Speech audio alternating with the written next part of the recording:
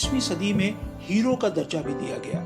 ये वही यरूशलेम था जिसकी सन 1099 में फतह के बाद सलीबियों की यरूशलेम में दाखिले के मौके पर यहाँ हर तरफ लाशें थी और मर्द, औरतें और बच्चे कोई फातेहीन की तलवारों से महफूज नहीं था। मुसन्निफ जस्टिन मौलवी की किताब का नाम है इस्लामी सल्तनतें, 15 शहर जो एक तहजीब को बयान करते हैं। उन्होंने अपनी इस किताब में यरूशलेम के बारे में चैप्टर में मसीही ज़राए का हवाला देते हुए सलेबियों की फतह के बाद शहर के मनाजिर बयान किए हैं। उन्होंने सलेबियों के रवैये की मिसाल के तौर पर उनके एक ओहदेदार का बयान यूं नकल किया।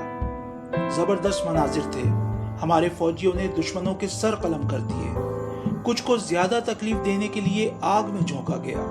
गलियों में सरों, कटे हुए पैरों और हाथों के ढेर थे।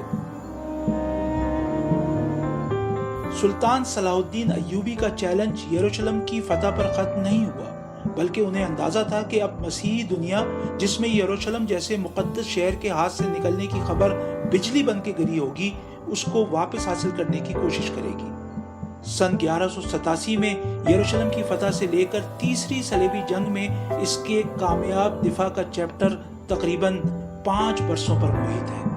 वो सलेबी जंग जिसमें मगरबी यूरोप के बड़े बड़े बादशाह खुद शरीक हुए और यूरोप भर से लोगों को जंग में शिरकत पर माइल करने के लिए सुल्तान सलाहुद्दीन अय्यूबी की बदतरीन छवि पेश की गई। लेकिन जंग के लिए आने वाले न सिर्फ यरूशलेम हासिल करने में नाकाम रहे, बल्कि सुल्तान की एक मुख्तलिफ तस्वीर लेकर वापस गए, जो तमाम प्रोपेगेंडे के बावजूद आज तक कायम है। मिसाल के तौर पर उसी अक्टूबर में नॉर्वे में सलाटिन डे, यौम सलाहुद्दीन मनाया जाता है। बीबीसी उर्दू सर्विस ने नॉर्वे के एक इदारे हाउस ऑफ लिटरेचर से राब्ता किया, जो सन 2009 से बैनुल-अक़वामी सलाटिन डे मना रहा है।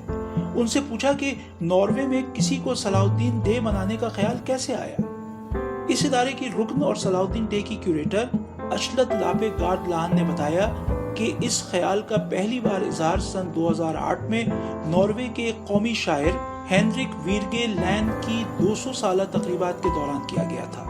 उन्होंने बताया कि हेनरिक वीरगे लैंड वो शायर थे जिन्होंने नॉर्वे के आईन में उस तरमीम को मुतारिफ कराने में अहम किरदार अदा किया था, जिसके बाद यहूदियों को इस मुल्क में आने की इजाजत मिली थी।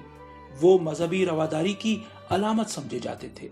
अशलत लान ने बताया कि सन 2008 में इस तकरीब के दौरान नॉर्वे के एक मुसन्निफ थोरवाल्ड स्टेन ने तजवीज़ पेश की कि वीरगे लैंड की सोच को आगे बढ़ाने के लिए हमें सलाहुद्दीन अय्यूबी की याद में एक दिन मनाना चाहिए, क्योंकि उन्होंने यरूशलेम की फतह के मौके पर जिस किरदार का मुजाहरा किया था वो यहूदियों, मसीहियों और मुसलमानों के मिलकर रहने के बारे में एक सबक है।